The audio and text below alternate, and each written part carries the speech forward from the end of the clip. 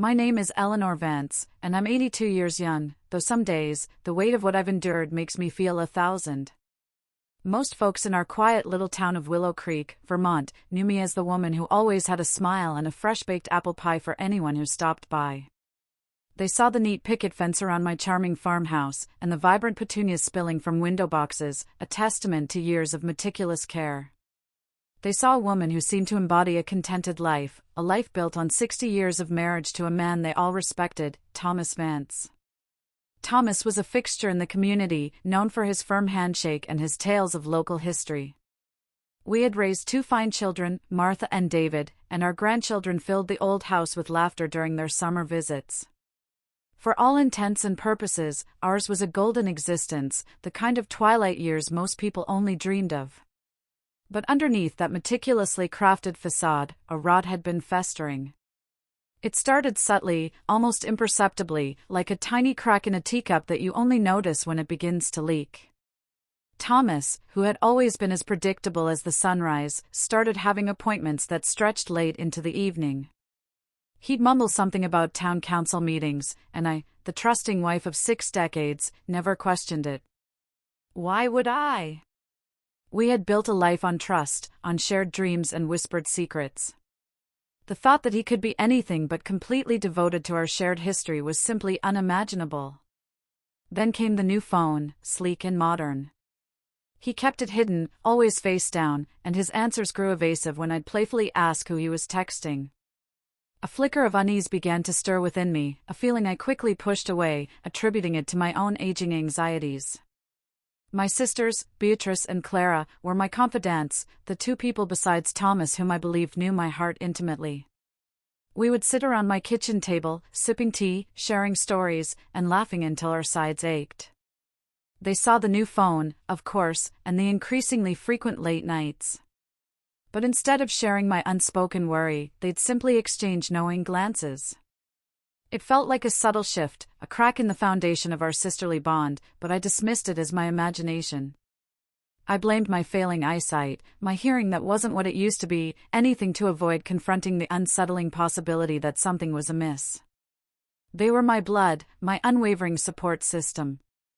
The idea that they would keep anything from me, especially something concerning Thomas, was an anathema, a concept that simply didn't exist in the world I had built for myself. I remember one crisp autumn evening, Thomas was out with the guys again, and Beatrice and Clara were over for our weekly card game.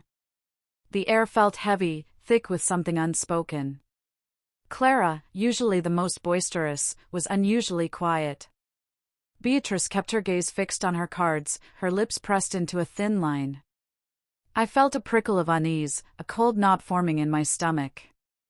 "Is everything all right, girls?" I asked, my voice cracking slightly at the edges. They both mumbled vague assurances, but their eyes refused to meet mine. It was then that a sliver of suspicion, sharp and unwelcome, pierced through my carefully constructed piece. It was just a fleeting thought, a shadow across the sun, but it was there, and once it had arrived, I couldn't entirely unsee it, couldn't entirely unfeel the chill it brought. The uneasy feeling from that card night clung to me like the damp Vermont fog.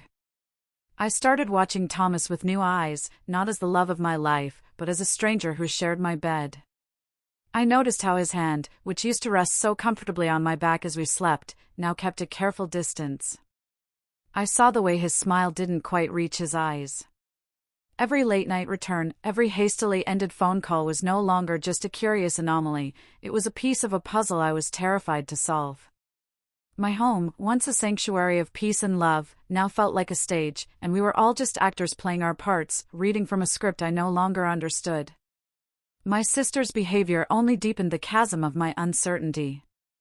They began visiting more frequently, their presence suddenly cloying and suffocating, their chatter a frantic attempt to fill the silence and distract me from the questions brewing in my mind. They were guarding a secret, their complicity hanging in the air between us, as thick and unpalatable as burnt toast. The breaking point came on a Tuesday. Thomas announced he was going into town for a long-overdue checkup, followed by a meeting. He kissed my cheek, a gesture so routine it felt hollow, and I watched him rumble down our long gravel driveway. But this time, I saw something he had forgotten. There, on the table by his armchair, lay his new smartphone.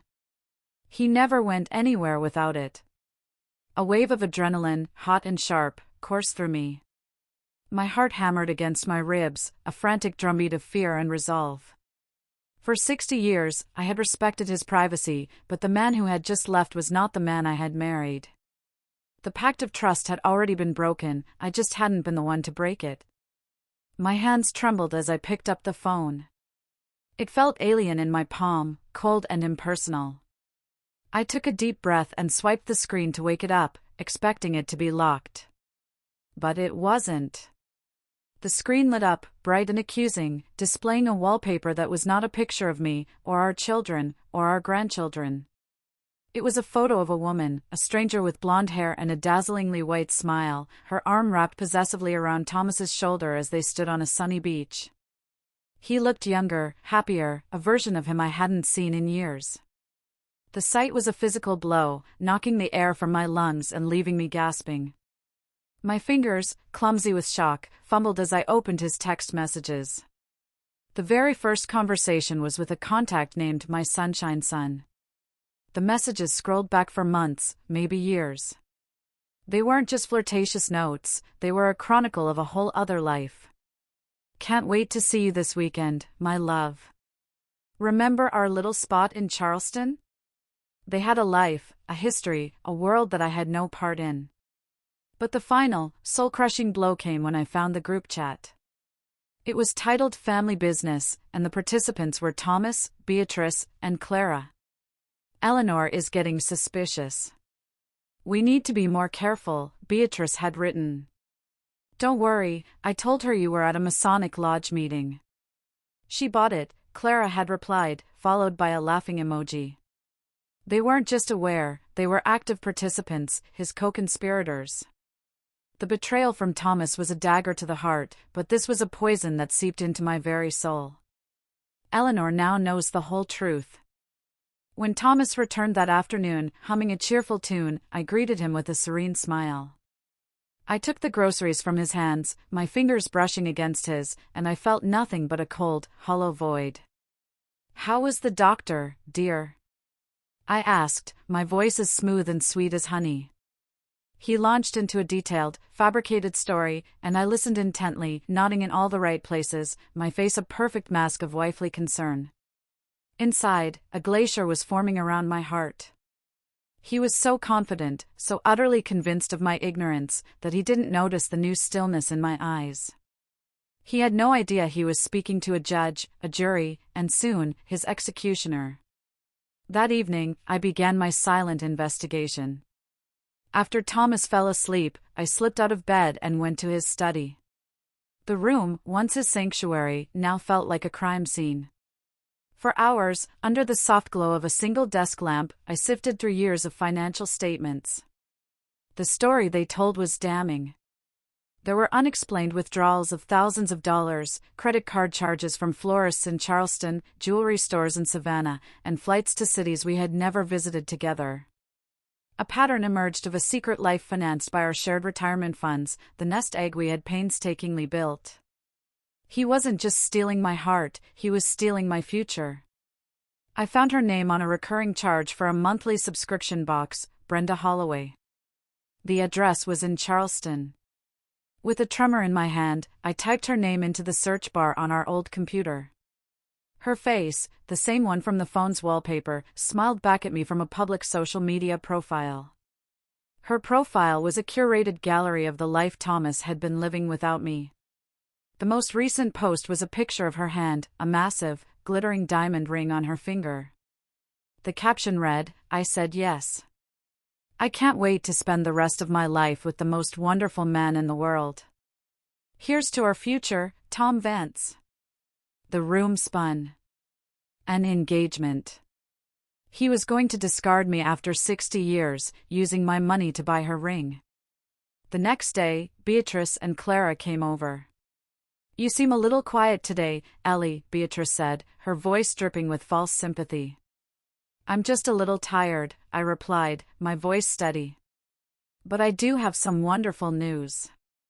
Our granddaughter, Sarah, has set a date for her engagement party. It's next month, right here at the farmhouse. The idea had come to me in a flash of terrible, brilliant clarity. An engagement party. A public celebration of love and family. It was the perfect stage. My sister's reaction was telling. A wave of visible relief washed over them, believing this happy distraction would keep my mind occupied. It will be the event of the season, Beatrice declared. A celebration of true love. I watched them, a faint, cold smile playing on my lips. Oh, yes, I thought. A celebration indeed. Eleanor has a plan, and she has a venue. The following month was a masterclass in deception. On the surface, I was the quintessential doting grandmother, buzzing with the excitement of planning Sarah's engagement party. I spent my days on the phone with caterers and florists, my voice a cheerful melody of domestic efficiency. To Thomas and my sisters, I was blissfully distracted. They watched me with a patronizing sort of relief, convinced that the impending celebration had swept away any lingering clouds of suspicion. They had no idea I was not planning a party, I was orchestrating an ambush. My sewing room became my war room. Each night, after the house fell silent, I would sit at my desk and assemble my arsenal. I printed the damning credit card statements, highlighting each extravagant purchase in Charleston with a blood-red marker. I made high-quality color copies of Brenda Holloway's social media posts, the sailing trips, the romantic dinners, and of course, the grand finale, the picture of her ring. I even managed to take pictures of the text messages from Thomas's phone, capturing the sickeningly sweet exchanges with my sunshine and the treacherous messages between him and my sisters. I arranged everything into neat, separate folders, each one labeled with a simple, damning title: the lies, the theft, the betrayal. With each piece of evidence I compiled, the grief in my heart hardened into a core of pure, unadulterated steel. My demeanor towards Thomas underwent a radical transformation. I became almost cloyingly affectionate, encouraging his absences. "You go out and have fun, dear," I'd say with a bright smile. "You deserve it." His initial surprise quickly melted into smug satisfaction. He thought he was getting away with everything, when in reality, he was simply walking deeper into the trap I had so carefully set. My sweetness was not forgiveness, it was the sugary bait hiding a lethal poison. The linchpin of my plan, the element that would elevate my revenge from a simple family drama to a public spectacle, was Brenda Holloway. She had to be there. I bought a cheap, untraceable prepaid phone from the drugstore in the next town over. Then, from a park bench, I sent her a single, anonymous text message. A group of Tom Vance's oldest friends and family are throwing him a surprise lifetime achievement party to celebrate his contributions to the community and his upcoming marriage. We would be honored if his beautiful fiancée would attend as the guest of honor. I attached a formal, elegant invitation I had designed myself.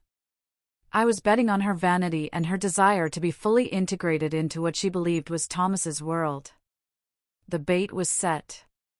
In the final days before the party, the old farmhouse buzzed with arriving family.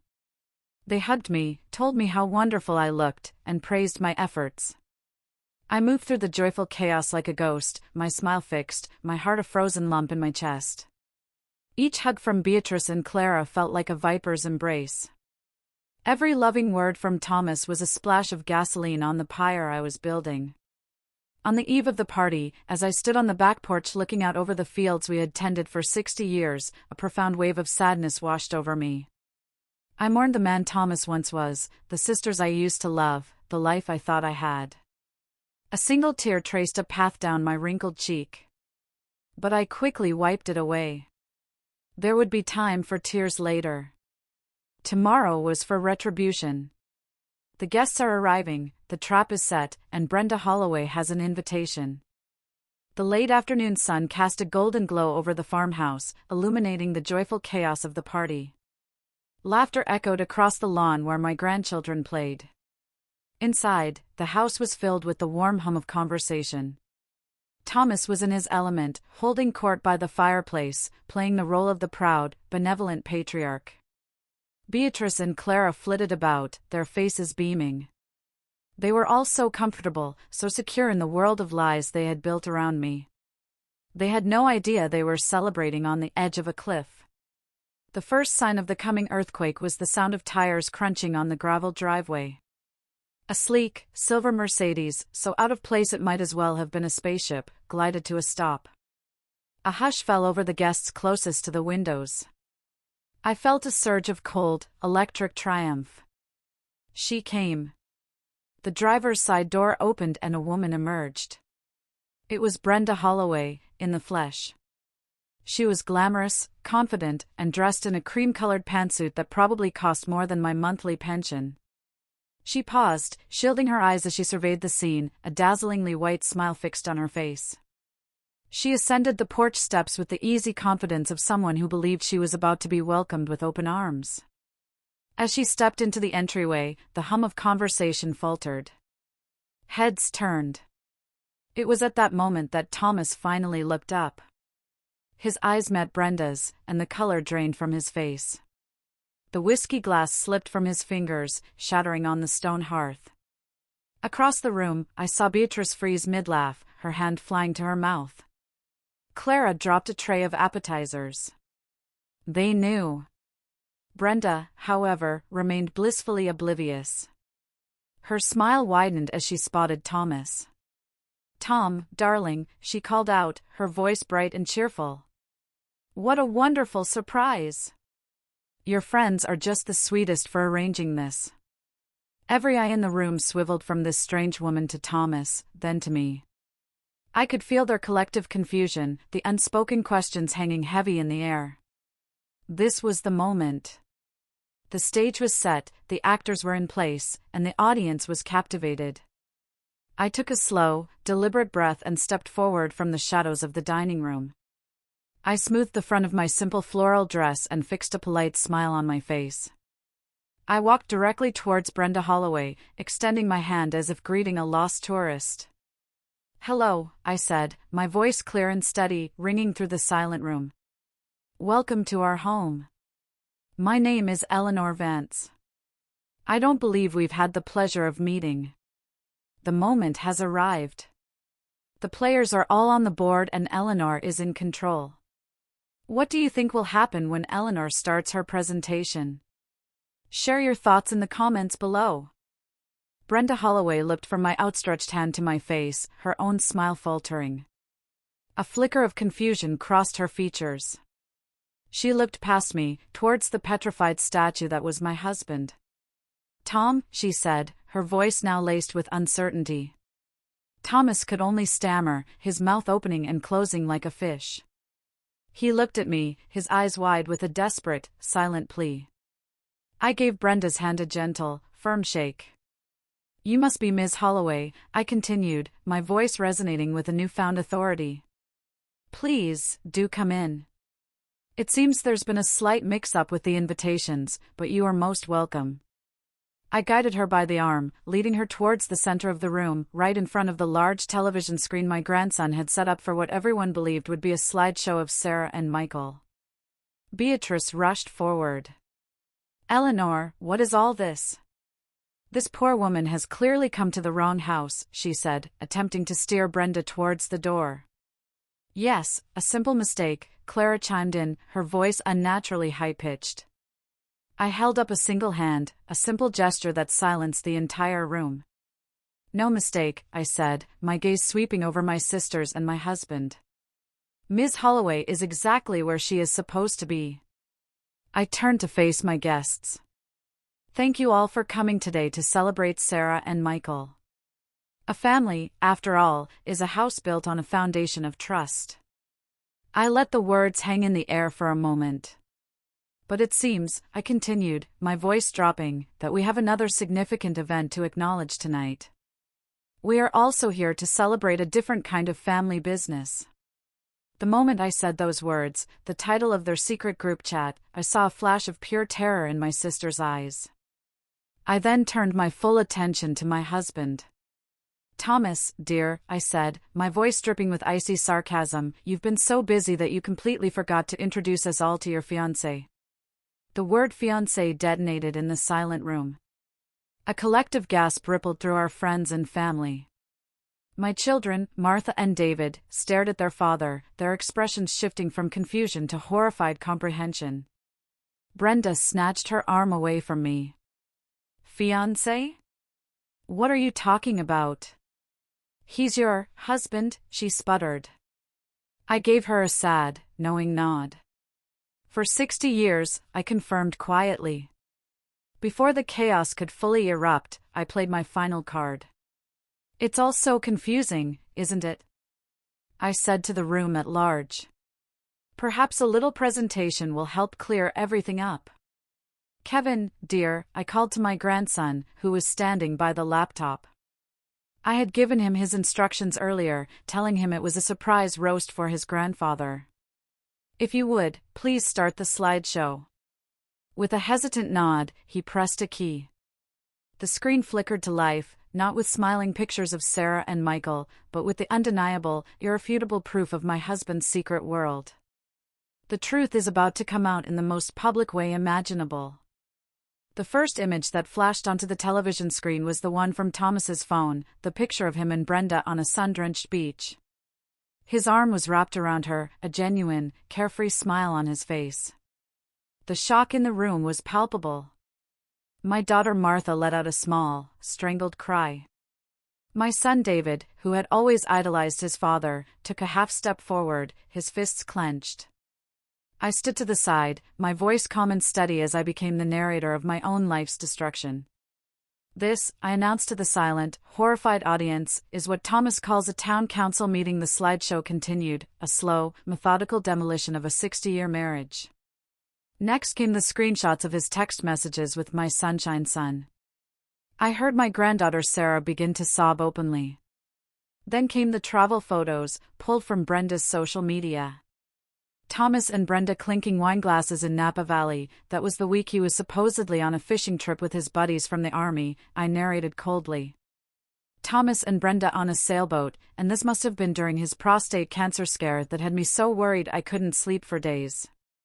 With each new slide, the evidence became more damning. I presented the bank statements, the incriminating lines highlighted in red. Here we have the $5,000 withdrawal from our retirement account. It was used, as you can see, to purchase a diamond tennis bracelet from a jeweler in Savannah. Finally, the slide I had been waiting for. The picture of Brenda's hand, that enormous diamond glittering on her finger. And this, I said, my voice ringing with a terrible finality, this engagement ring was bought with the last of the money from my late mother's inheritance. The money he told me we had lost in a bad stock market investment. A low growl of pure fury emanated from my son, David. But I wasn't finished. The final, soul-destroying exhibits appeared on the screen, the screenshots of the family business group chat. Beatrice's message, Eleanor is getting suspicious. We need to be more careful. Clara's flippant reply, don't worry, I told her you were at a Masonic Lodge meeting. She bought it, followed by that damnable laughing emoji. The betrayal was no longer just about infidelity and theft. It was a conspiracy, a sickness that had infested the very core of our family, and my sisters were willing accomplices. I lowered my gaze from the screen and looked directly at Beatrice and Clara. They shrank back as if I had physically struck them. The silence that followed was the silence of utter devastation. I had presented my case. The evidence was irrefutable. And now, it was time for the sentencing. The evidence is all out in the open. The betrayal is complete. In the next chapter, the fury is unleashed. The dam of my composure finally broke. The icy calm was washed away by a tidal wave of 60 years of love, sacrifice, and pain. My voice, when I spoke again, was raw and shaking. I turned to face Thomas, who stood frozen, a pathetic, cornered animal. 60 years, I whispered, the words tearing from my throat. I gave you 60 years of my life. I stood by you when we had nothing. I raised your children, I nursed you through sickness. I was your rock, your partner, your wife. And all that time, you were living a lie. My voice rose with every word, escalating into a full-blown scream. You are a thief and a coward, Thomas Vance. You didn't just break my heart, you hollowed out my soul before he could respond. My son David surged forward, his face contorted with a rage so profound it was terrifying. Get out, he snarled, getting right in his father's face. Get out of my mother's house right now. Thomas flinched back, his eyes darting around for an ally, but he found none. Martha, my usually gentle daughter, was next. She walked not to her father, but to her aunts, her eyes blazing. How could you? She sobbed. She is your sister. She loved you, she trusted you. You sat at her table, you ate her food, and you helped him lie to her. You are monsters. Beatrice and Clara crumbled under her words, dissolving into pathetic, blubbering heaps of excuses. We didn't mean for it to go this far, Beatrice wailed. The party guests began to back away, wanting no part in the family's implosion. Brenda Holloway, who had been a silent observer, finally found her voice. She stalked over to Thomas, her face a mask of cold fury. You told me you were a widower, she hissed, loud enough for everyone to hear. You told me your wife died 10 years ago. You used me. She ripped the diamond ring from her finger and threw it at his chest. Without another word, she turned on her heel and stormed out of the house, slamming the door behind her. The sound echoed the final, definitive end of Thomas's double life. The chaos reached its peak. The engagement party for my granddaughter was now a brutal, public trial. Through it all, I stood perfectly still, the calm center of the hurricane I had unleashed. Thomas finally seemed to break. With the eyes of his entire world burning into him, he turned, wordlessly, and stumbled towards the door. He didn't look at me, at his children, at anyone. He opened the door and walked out into the encroaching twilight, a broken man walking away from the ruins of a life he had single-handedly destroyed. In that moment, watching him leave, I felt no pity. I felt no satisfaction. I felt nothing but a vast, empty relief. The cancer had been cut out. The cheaters and liars have been exposed and cast out. In the wake of the storm, an eerie quiet descended. The guests murmured quiet condolences and slipped away one by one, leaving behind a scene of utter devastation. Half-eaten plates of food sat on tables. The celebratory banner proclaiming "Congratulations Sarah and Michael" hung mockingly over the fireplace. My family, the true family that was left, gathered around me in a protective circle. My son David put his strong arm around my shoulders.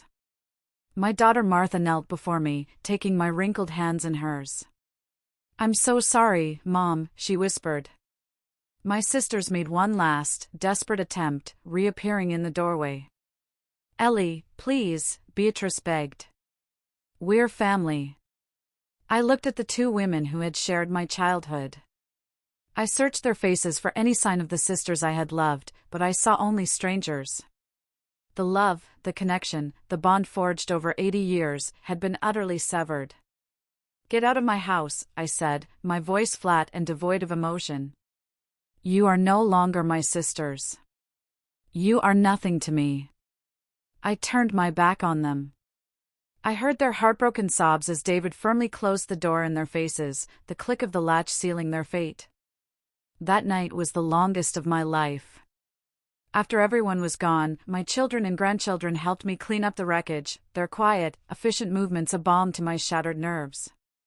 Later, I sat in my favorite armchair by the cold hearth, a quilt wrapped around my shoulders. My children sat with me, their presence a steady anchor in the tumultuous sea of my emotions. The farmhouse that had been my sanctuary for 60 years now felt alien, its walls echoing with the ghosts of lies. I was heartbroken and exhausted, but as I looked at the faces of my children, I knew I was not alone. The foundation had crumbled, but a few sturdy pillars remained. The next morning, I woke to the sun streaming through my window, and for the first time in a long time, the house did not feel heavy with secrets. The air felt lighter, cleaner. The decision came to me with absolute clarity. Later that day, I called a lawyer. I explained the situation, my voice steady and resolved. I wanted a divorce. I wanted to fight for every penny he had stolen. Then, I called a realtor. "I want to sell the farm," I said, the words tasting strange but right on my tongue. This place was no longer my home, it was a monument to a life that had never really existed. It was time to tear it down and build something new. The path ahead would be difficult, but I would not walk it as a victim. I would walk it as a survivor. Eleanor is taking the first steps to rebuild her life. It's been 2 years since that catastrophic engagement party, 2 years since I burned my old life to the ground. I'm 84 now, and I can tell you that the golden years are not always what they're cracked up to be. But sometimes, they are so much more. I'm telling you this story from the sunroom of my new home, a lovely little condominium in a vibrant retirement community just 20 minutes from Martha and her family. There are no sprawling fields to tend, just a small balcony overflowing with the most beautiful petunias you've ever seen. The sunlight streams in, warming my face, and the air smells of coffee and oil paints. I finally took up painting, a dream I had deferred for 60 years in favor of canning vegetables and darning Thomas's socks. My canvases are full of bright, bold colors, vibrant and full of life, just like me. The divorce was as messy and painful as you might imagine, but I was relentless. The mountain of evidence I had collected was irrefutable. The court sided with me on every count. I got the lion's share of our assets, including the full amount Thomas had stolen for his life with Brenda, plus damages. I sold the farmhouse to a young family with bright-eyed children, and I pray they build a life there based on truth and joy. As for the others, their karma was swift and merciless. Thomas's relationship with Brenda imploded.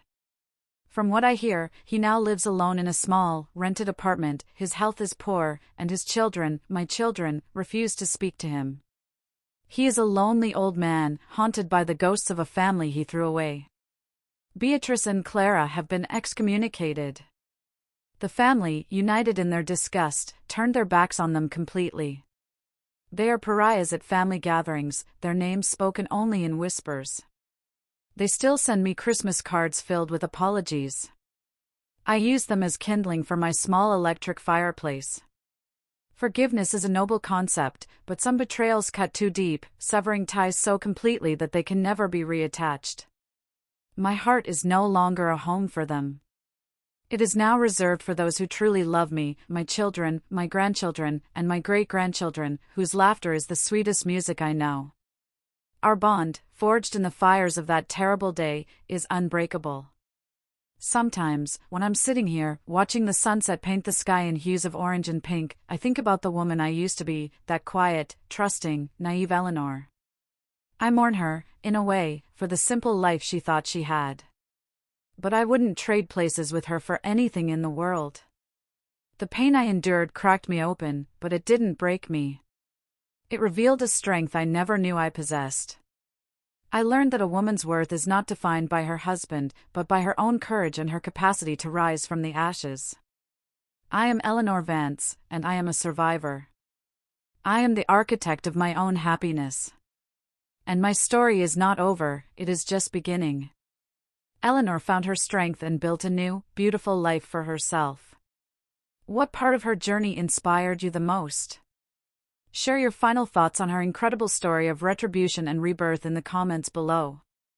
And don't forget to like and subscribe for more stories of karma and empowerment.